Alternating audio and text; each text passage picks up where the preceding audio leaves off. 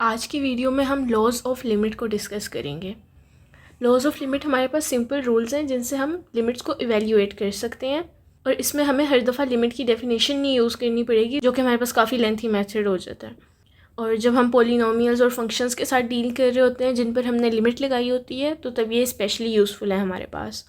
तो 6 fundamental laws हैं हमारे पास: sum law, difference law, constant multiple law, product law, quotient law and power law.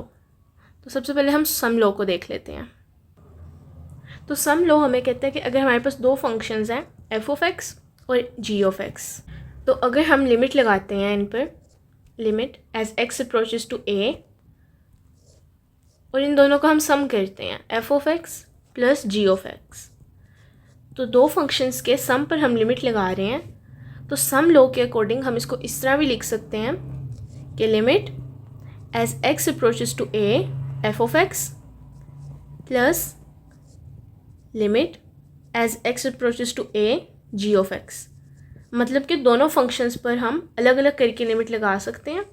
मतलब इन दोनों functions f of x and g of x पर हम अलग अलग करके लिमिट लगा सकते हैं अगर उनके सम पर लिमिट लग रही हो तो। अब हम इसकी एग्जांपल देख लेते हैं। एग्जांपल में उसने हमें कहा है कि limit as x approaches to 2 x square plus 3x। अब आप समझ लें ये एक्स स्क्वेयर हमारे पास एफ ऑफ एक्स है और ये 3x हमारे पास जी ऑफ एक्स है। तो अकॉर्डिंग टू सम लॉ हम limit as x approaches to 2 x square पे अलहदा से लगा सकते हैं और 3x पर हम इसे अलहदा से लगा सकते हैं।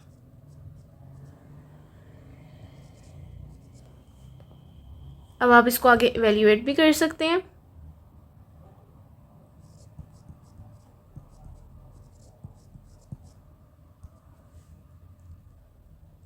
ये हमारे पास 4 + 6 = 10 आ जाएगा। नेक्स्ट हमारे पास डिफरेंस लॉ आ जाता है और ये हमारे सम लॉ के बिल्कुल सिमिलर है। तो इसमें भी आप इमेजिन कर लें एक फंक्शन हमारे पास एफ ऑफ एक्स है और दूसरा हमारे पास जी ऑफ एक्स है। तो अगर हम इन दोनों फंक्शंस का डिफरेंस लें f of x minus g of x, और इस डिफरेंस पर हम लिमिट लगा दें as x approaches to a, तो ये लिमिट क्या होगी, डिस्ट्रीब्यूट हो जाएगी हमारे पास एफ ऑफ एक्स पर भी और जी ऑफ एक्स पर भी। मतलब कि limit as x approaches to a f of x minus limit as x approaches to a g of x. आगे हम इसकी एग्जाम्पल भी देख लेते हैं। Limit as x approaches to 3 x square minus 2x। इसमें ये एक्स स्क्वेयर हमारे पास एफ ऑफ एक्स है और ये 2x हमारे पास जी ऑफ एक्स है, और इन दोनों के दरमियान में हमारे पास डिफरेंस आ रहा है, तो ये लिमिट क्या होगी, इन दोनों पर डिस्ट्रीब्यूट हो जाएगी। Like limit as x approaches to 3 x square minus limit as x approaches to 3 2x। अब आप वैल्यूज़ पुट कर सकते हैं। 3 स्क्वेयर माइनस 2 × 3 = 9 माइनस 6 = 3। आगे हमारे पास कांस्टेंट मल्टीपल लॉ आ जाता है। कांस्टेंट हम किसी भी ऐसी वैल्यू को कहते हैं that can not change. Like 2 है तो 2 की वैल्यू 2 के ही इक्वल रहेगी, तो 2 हमारे पास क्या है, एक कांस्टेंट है। अब मल्टीपल से क्या मतलब है कि ये किसी चीज़ के साथ मल्टीप्लाई हो रहा है। फॉर एग्जाम्पल अगर 2 हमारे पास x के साथ मल्टीप्लाई हो रहा है तो वो x हमारा एक वेरिएबल है और 2 उसका क्या है, कांस्टेंट मल्टीपल है। तो कांस्टेंट मल्टीपल लॉ हमें क्या कहता है कि limit as x approaches to a c × f of x। अब इसमें ये f ऑफ x तो हमारे पास फंक्शन है, तो इसमें तो हम x की वैल्यू पुट कर सकते हैं, बट ये जो c है ये हमारे पास एक कांस्टेंट मल्टीपल है, और कांस्टेंट मल्टीपल मैंने आपको बताया वो चेंज नहीं होता, वो बस हमारे वेरिएबल या फंक्शन के साथ मल्टीप्लाई हो रहा होता है। तो according to the limit law इस c को हम लिमिट के बाहर लिख सकते हैं।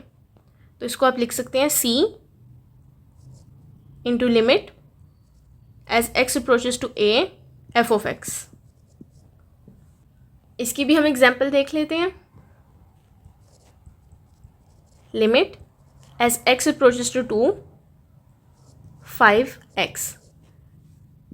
अब आप देख रहे हैं ये 5 हमारे पास हमारे वेरिएबल के साथ मल्टीप्लाई हो रहा है, पर 5 की वैल्यू तो चेंज नहीं होगी इटसेल्फ, तो इसको हम according to constant multiple law limit के बाहर भी लिख सकते हैं।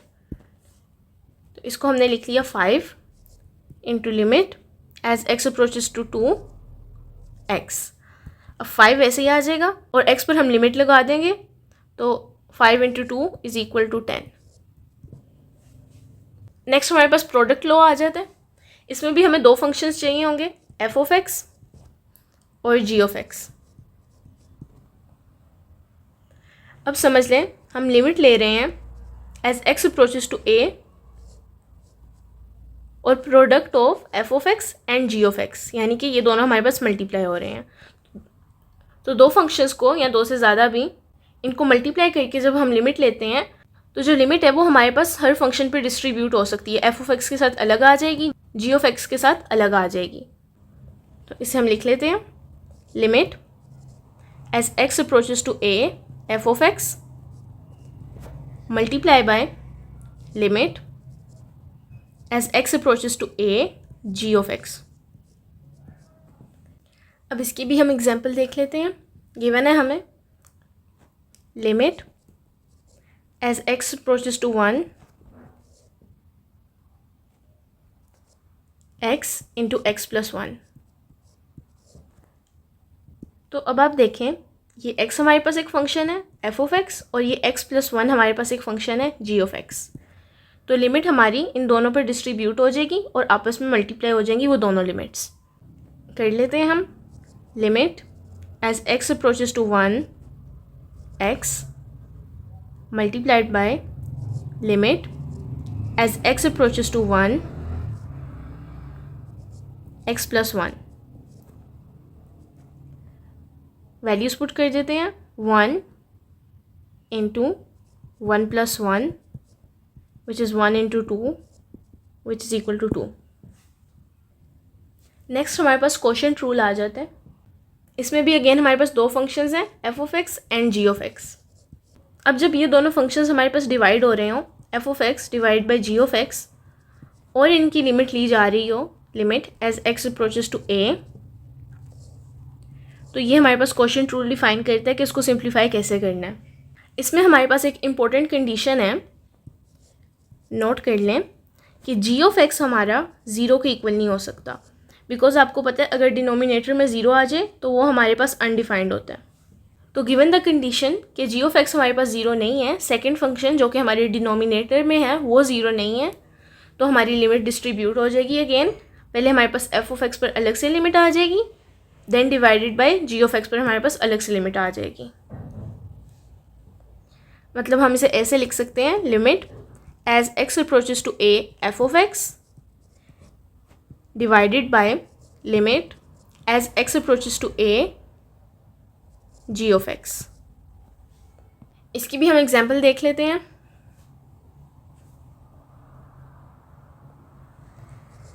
Limit as x approaches to 2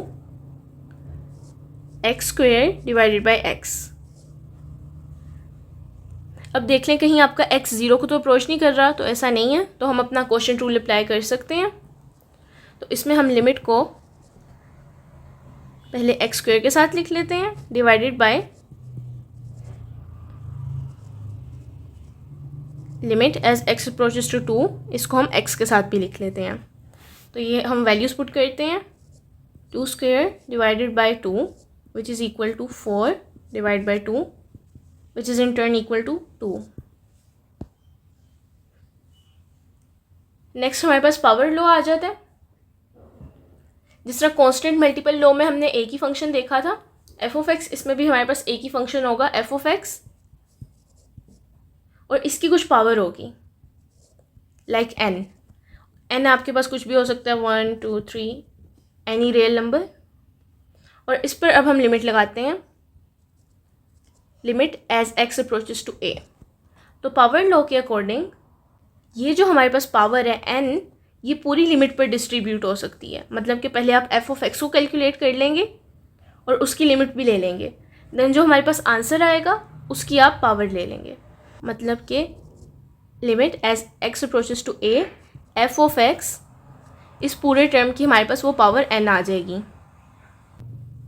इसकी भी एग्जांपल हम देख लेते हैं। Limit as x approaches to 3 x square whole squared. तो इसमें अगर आप देखें तो ये एक्स स्क्वेयर जो है हमारे पास, ये एफ ऑफ एक्स है, और ये जो 2 है हमारे पास अलग से पावर, ये हमारे पास n है। तो लॉ अप्लाई करते हैं हम लिख सकते हैं इसे limit as x approaches to 3 x square, और इस पूरे की पावर लिख लेते हैं 2। तो अब वैल्यू पुट करें, एक्स स्क्वेयर की जगह हम 3 स्क्वेयर पुट कर लेते हैं और इस पूरे की पावर आ जाएगी हमारे पास 2, मतलब कि 9 raise to power 2 which is equal to 81। एक और बात, कई आपकी टेक्स्ट बुक वगैरह में जो ये लिमिट होती है, limit as x approaches to a f of x, इसको हम शॉर्ट फॉर्म में एल भी लिख सकते हैं। और अगर limit of x approaches to a g of x है, इसको आप एम भी लिख सकते हैं। तो इससे आपके जो लॉज हैं वो ज़रा शॉर्टन हो जाते हैं। लाइक अगर आपका ये पावर लॉ है तो इसको आप ऐसे भी लिख सकते हैं कि इस पूरी की जगह हम एल सब्सटीट्यूट कर देंगे तो ये L raise to power n हो जाएगा। तो ऐसे भी आप लिख सकते हैं। अपने सब लॉज को आप इस फॉर्म में भी लिख सकते हैं।